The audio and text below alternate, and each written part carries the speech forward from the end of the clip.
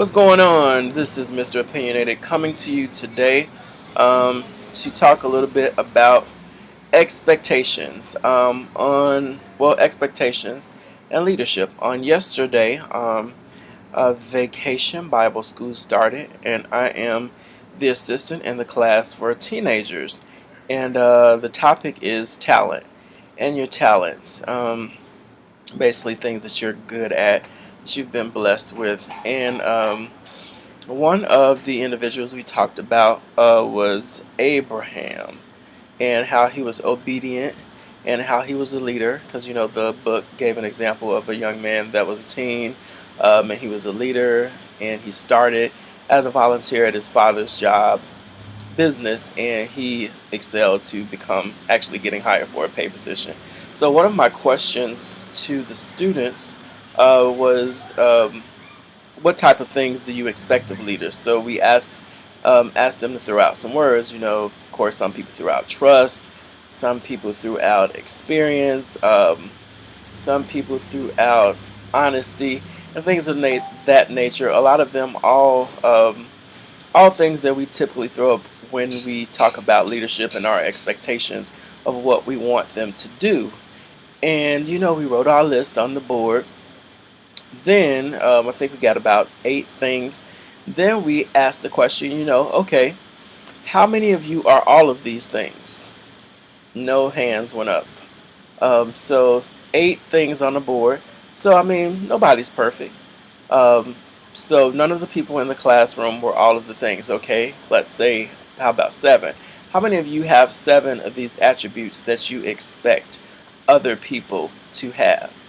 No hands went up. So we dropped and we dropped. Then hands started going up. So basically, we came to the conclusion that a lot of the things that we expect of people, especially those who've taken on leadership positions or who call themselves leaders, who are set before us as leaders or who we think they're leaders, we typically don't do the things that we expect them to do, meaning that we hold them to a higher expectation, even though they are human. So, I mean, it was very interesting because I always try to throw a curveball in there when I'm teaching and when I'm talking to people, because oftentimes we expect people to do more than we ourselves are willing to do.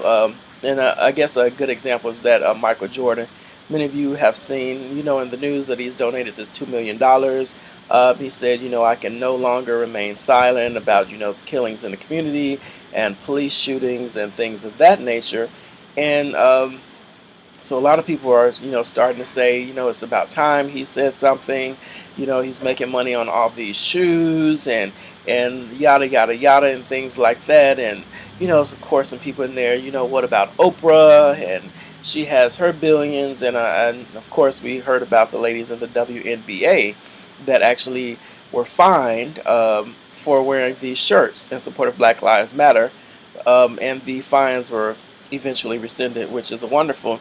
But it is amazing how we as human beings expect people that are in the limelight, whether there be a basketball player, a singer, or a celebrity, quote unquote celebrity, and and we expect them to do so much more than we do.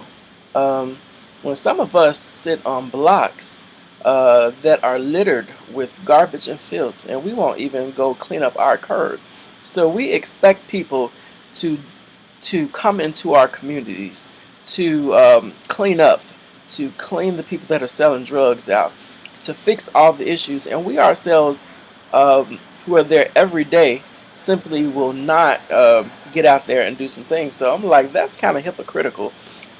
And that's funny because we talked about being a hypocrite in class, because teens, they, and younger people, they always throw those words out, with in regards to older people and things that people do.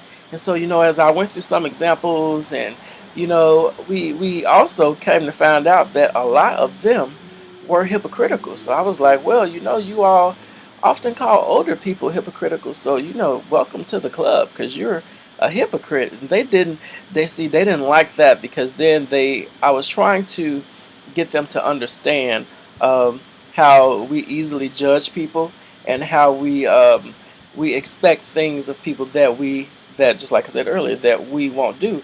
So came to the conclusion that if I'm expecting people to do something, I ought to be doing that thing. If I expect people to be honest with me, I need to be honest. If I expect people to be active in changing things around them, then I myself need to be a person that is active. If I expect people to be outraged about what's going on in Chicago and the community, and they're a celebrity or they're a mayor or they're the president, and I myself am not outraged and I'm not doing anything about it, I think that's a little bit unrealistic. So, you know what? If you are trying to hold someone to a higher expectation than yourself and they're human, and you're not doing anything, then you got it twisted. Um, Responsibility, leadership starts at home with self.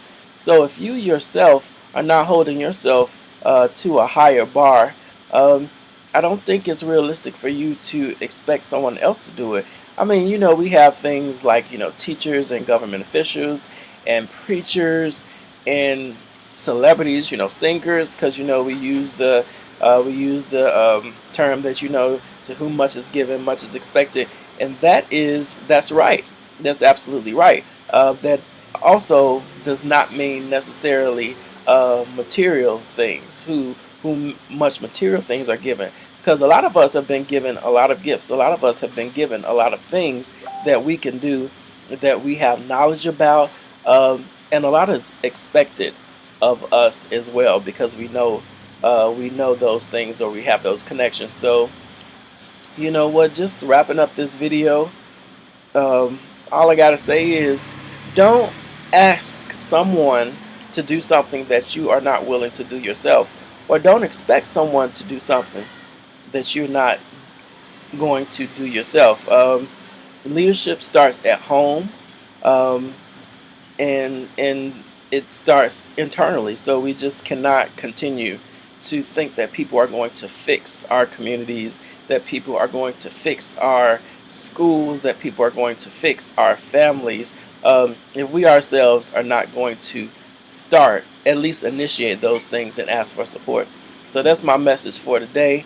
Don't ask for something that you're not doing yourself.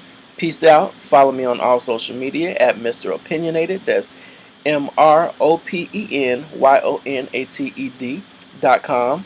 I'm Mr. Opinionated on Instagram, on Twitter, and like the Mr. Opinionated Facebook page. And if you are doing something, you may be an artist, whether that be a poet or a singer, or you're into visual arts, hit me up. Let me know what's going on. I try to make it to as much as I can. Um, can't make it to everything, but I will try to get out. And I'm also looking for people to kick it with Mr. Opinionated to help cover some of these things. So that's my message. Have a wonderful afternoon.